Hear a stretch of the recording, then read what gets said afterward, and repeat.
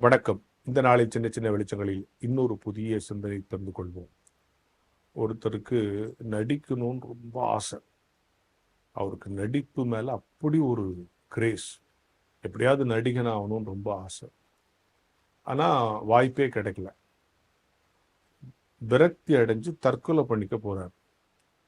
தற்கொலை பண்ணிக்க உடனே அவரை காப்பாத்திட்டாங்க. தற்கொலை பண்ணிக்கிறது தப்பு தானே, அரெஸ்ட் பண்ணி கோர்ட்ல கொண்டு வந்து நிறுத்திட்டாங்க. கொலை பண்றது மாதிரியே தற்கொலை பண்ணிக்கிறதும் தப்பு இல்லையா? அதான் சட்டம் சொல்லுது.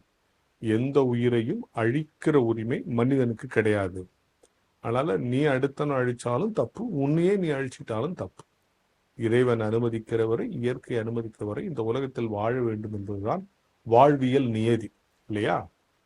இப்போ அவன் என்ன பண்ண, தற்கொலை பண்ணிக்க போயிட்டான். காப்பாத்திட்டாங்க, கோர்ட்ல கொண்டு வந்து நிறுத்திட்டாங்க. ஜட்ஜி கேட்குற, ஏன் தற்கொலை பண்ணிக்கின, என்ன விஷயம்?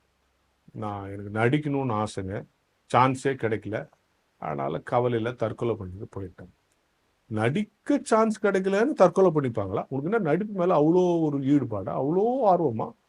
எங்க நடிச்சு காட்டு அப்படின்னு ஜட்ஜு சொன்னாராம். உடனே அவருக்கு நடிக்கிறது வாய்ப்பு கிடைக்கலன்னு தானே அவர் தற்கொலை பண்ணுவார். இங்கே வாய்ப்பு கிடைச்சோடனே ஷேக்ஸ்பியர்ல இருந்து ஒரு காட்சி எடுத்து பிரமாதமாக நடிச்சு காட்டாங்க. இந்த ஜட்ஜி அசந்து போயிட்டாங்க. உனக்கு போயா வாய்ப்பு கிடைக்கல, நீ தற்கொலை பண்ணிக்கிட்ட தப்பு தான், உனக்கு தண்டனை கொடுக்கும் தான், ஆனால் இவ்வளோ நல்லா நடிச்ச பத்தியா, அதுக்காக என்ன பண்றேன், உன்னை விடுதலை செஞ்சேன் அப்படின்னு விடுதலை பண்ணிடுச்சு. இந்த நியூஸ் பரவிருச்சு. ஒருவர் கோர்ட்டிலே நடித்து காட்டி தண்டனையிலிருந்து தப்பி விட்டார்னா, அப்ப பெரிய பட அதிபராக இருந்த எஸ் வாசன் அவரை கூப்பிட்டு, என்னப்பா இவ்வளவு நல்லா நடிக்கிறியாம, நடிச்சு காட்டியே ரிலீஸ் ஆயிட்டியாம, அவர் படத்துல சான்ஸ் கொடுத்து அவர் புகழ்பெற்ற நடிகர் ஆனார். அந்த நடிகர் தான் மறைந்த நகைச்சுவை நடிகர் சந்திரபாபு. சரியா? ஆனா அவர் 46 வயசுல செத்து போயிட்டார். பல்வேறு கஷ்டங்கள், கெட்ட பழக்கங்கள், சிரமங்கள், தோல்விகள் இறந்தார்.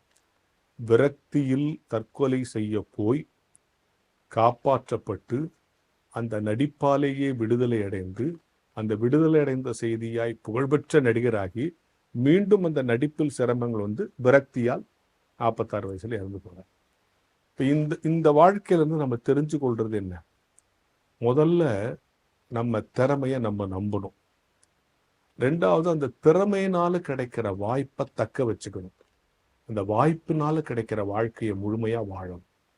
இந்த மூன்றும் இல்லை என்று சொன்னால் எப்படிப்பட்ட வாய்ப்புகள் வந்தாலும் நாம் தோல்வியான மனிதர்களாகத்தான் இருப்போம் என்கிற ஞான வெளிச்சத்தோடு இந்த நாளை தொடங்குவோம்.